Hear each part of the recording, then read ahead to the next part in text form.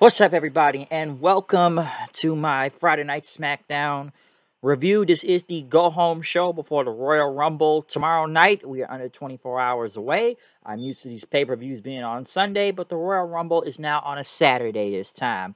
But what final hype does SmackDown have before the Royal Rumble tomorrow night? We kicked it off with Charlotte coming out there, cutting a promo. Basically, you know, how Kansas City never had a championship, even though they have before. Basically said she's brought the title here, and you know, she could have coasted and ended the match as, you know, champion, whatnot, and stuff, or just had a match, or, you know, I could choose my opponent for WrestleMania. But she talked about everything, of all the surprises and betrayals and everything that usually happens in Royal Rumble, okay? But she said she would become the first champion to choose the challenger at WrestleMania. But she cut her promo to Shayna Baszler. We haven't seen Baszler in a minute. By the way, Shayna Baszler had new music for some odd reason. Why did they change her music? I have zero clue why. But Baszler basically said that, you know, Flair, she's an incredible competitor, but she will snap her like a twig and everything if it comes down to both of them in the Rumble match itself. And you know, I'm wasting no time making my opponent for WrestleMania. Aaliyah came out then, for some reason, had a Aaliyah 317 shirt. This is almost as bad as the Sheamus 515 shirt they used to have a few years ago. And what now? I beat Natalya in 17 seconds, so now it's a t-shirt all of a sudden. Why? I don't know. But even Charlotte says, who are you and whatnot? Aaliyah basically, you know, talked about, I'm going to be in the Rumble and challenge you at WrestleMania. I beat Natalya record time and stuff. Natalya came out saying she's the Guinness record, and obviously it's the usual segment when you see everybody come out and say something, interrupt, and, you know, she says something, and Shotzi comes out, and, you know, it's a preview of the Rumble here, that she's going to win it, and Sasha Banks' return, basically said the boss is back, and I'm ready to Rumble. Basically, her and Charlotte stared at each other. Charlotte waved at her. Sasha ended up slapping her. Everybody, of course, brawls with each other in the ring. Charlotte ended up, you know, taking them out until Sasha was left, which Sasha even threw her out of the ring then. Honestly, I didn't think Sasha Banks would be back right now. I knew they said she was injured not that long ago, and it was kind of implied she was going to be gone for, like, what, maybe a couple months and whatnot. So, I didn't think Sasha was going to be in the Royal Rumble. I really didn't. And then again, I'm surprised they didn't wait till tomorrow night. They could have kept it a surprise without anybody knowing. Why didn't just wait till tomorrow night as a surprise? But I kind of assumed she wasn't even going to be in the Royal Rumble. I kind of expected Sasha to be back around WrestleMania time or something. But she's in the Royal Rumble now. So Sasha is back from, what was, like, a foot injury, I think it was, or something. So she came back sooner than expected. So didn't really see that coming. Next, Sheamus and Ridge Holland, Sheamus' birthday, I should say, by the way, also. Basically, Sheamus had a present for Holland used to protect his nose, which was a mask, because Sheamus has had his nose fucked up before, too, and face. So, you know, he has a mask. So now they got masks, the mask brothers, you could call them. But they went against Ricochet and Cesaro. Pretty good match. Enjoyed it. Holland and Sheamus ended up getting the win, though. Holland used his mask to, you know, basically headbutt Cesaro and hit his finisher on him for the win. So that was a bad match. That was actually pretty good. Naomi came out to finally face Sonya Deville. I actually thought it was a good match. And the crowd was behind it. They were behind Naomi. And finally they ended the story to all this and whatnot. Because Deville basically tried to take out Naomi, you know, thumb her in the eye and stuff, but Naomi had hit the rear view. Some matches a little bit of botch here and there, but you know, ended up hitting in the rear view and a split-legged moonsault for the win. The crowd popped for it, so I was like, finally Naomi win after getting bitched out and pushed around by Deville for multiple count of months. She finally got her big win, and Naomi got on the microphone, which I don't know. I didn't really need the post promo. I think the crowd popping after she won was good enough, but called Deville Cruella and everything, and basically there's not enough to stop the glow. And now, sip your tears on the way out, and they try to say goodbye and all that. And now she can move on to the Royal Rumble. But Sonya Deville came back out and said, "Oh, no. You think you got away with this, do you?" When I got another surprise, I actually thought she was going to take her out of the Rumble. But Sonya Deville says she'll be in the Rumble because we need names in the Rumble. And we just got to throw bodies out there, okay?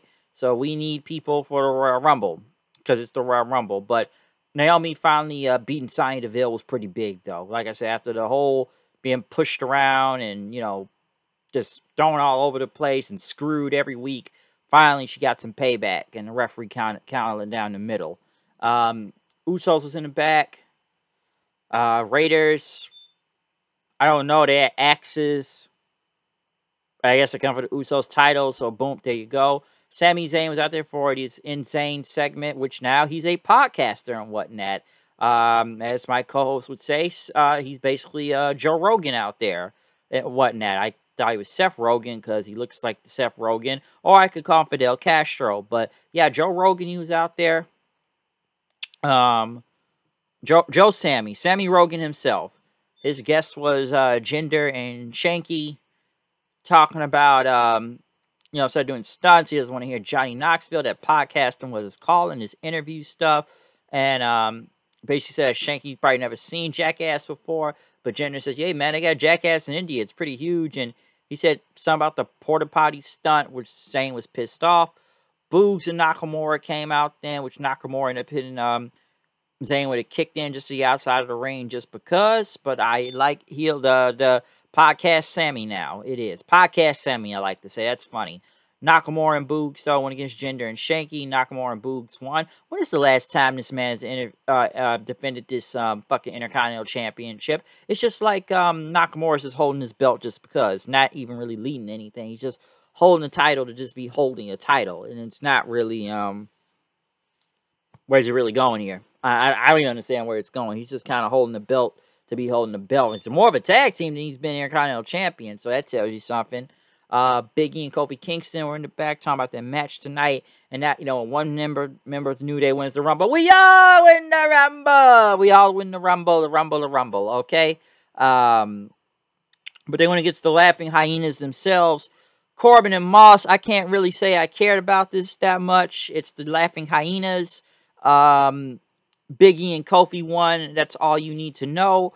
But in the final segment, we got Seth Rollins and Roman Reigns in basically a face-off and whatnot. Rollins, talked about with the Usos being out and everything. He said, "Why'd you make that decision?" But Reigns says it was simple. You're not going to embarrass my family and whatnot. But Rollins says, you hit me at them and you called me an embarrassment. It should be an honor to lose to me, okay? The embarrassment is more than you, all right? But Reigns says, "Hey, man, you living in the past, man. It's a new year. I'm in God mode right now. You can't beat me." But Rollins went on and said, "Hey, man, I cashed my money in the bank on you. I beat you in my first match back from knee surgery and sent you on vacation for 30 days. I think you all know what that means at the time. Roman said, "It's all water under the bridge." But then Rollins brought up, how about that steel chair to your back? Which Reigns, you could just look at his face. He looked just pissed off and didn't feel right about it. And then, Ron says, stings a little bit, doesn't it, okay? All right, because, listen, man, I got you to where you are. That chair shot was the best thing that ever happened to you. You needed that to happen. Like, come on. You wouldn't be, where you are right now and stuff, all right? And Rollins says, "You thank me for all the success you have, the Jets, the titles, all that stuff. But, I'm going to take that belt for you. It's going to be nothing personal. My brother," he said, "I am going to always love you and whatnot." But Reigns just stood there. Rollins says, "Cat, got your tongue? Huh? Chair? Yeah, come on, huh? What's up?" And then Reigns says, "Chair to my back, break it up the Shield. I tried to forgive you. I really have, but I'll never forget what you did to us." Basically, him and Moxley. And he says, "I hate you." Rollins, by the way, Seth Rollins was basically dressed as the Joker out there. So, wow, talk about manipulation and whatnot. Rollins basically laughed and whatnot. He said, "I know you hate me and stuff, but Reigns, it's going to hate me even more once I beat you, all right? And then he said, Rollins just called Reigns, you're a joke. Your bloodline's a joke. Your family, everybody in your family is a joke. And they're all going to go up in smoke after this match, all right? Up in smoke. And you know, laugh, what are you going to do to me? Reigns pushed him and whatnot. But as he turned around, he went for a Superman punch. Rollins ducked and got out of the ring then. So, in a way, I've got to send them. Both of these guys are heels. Who was the face really here? Reigns or Rollins, okay? Because I felt like even Reigns kind of came off as a face. Because when you think about it, yeah. How do you really forgive someone that betrayed you just to get up ahead and whatnot and stuff? So, they're like, come on, like, he's got a point. Like, hey, man, this guy did take us out and ended the Shield and destroyed us and stuff and left, you know, like I said, left in Ambrose, you know, Moxley at the time for dead and had to find on their own. So, you know, Reigns just getting pissed off, you know, just because of the Shield ending, because of him.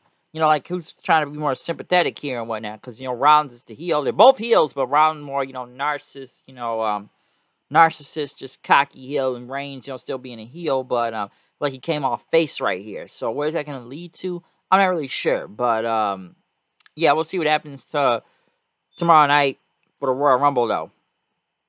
Okay? What really will happen on the Royal Rumble tomorrow night? I ain't really sure. But we'll see, though. Okay? It's going to be a lot for the Rumble. Man, I'm starting to lose focus here. But, yeah, the Rumble, we're going to see what happens tomorrow night for the Royal Rumble, though, for real. Like I said, we got a big review coming. Don't know how many people yet, but I'm working on that right now. But, yeah, there was some interesting stuff at the end of Smackdown. I know with this Reigns-Rollins stare-off, though. You know, who comes as the face, who comes as the heel here and whatnot. Because it's over the Shield. Battle of the Shield, folks. Battle of the Shield. But, yeah, comment, subscribe. Follow me on Twitter, HoodNight890. I'm out of here. I'll see you guys then. Peace out.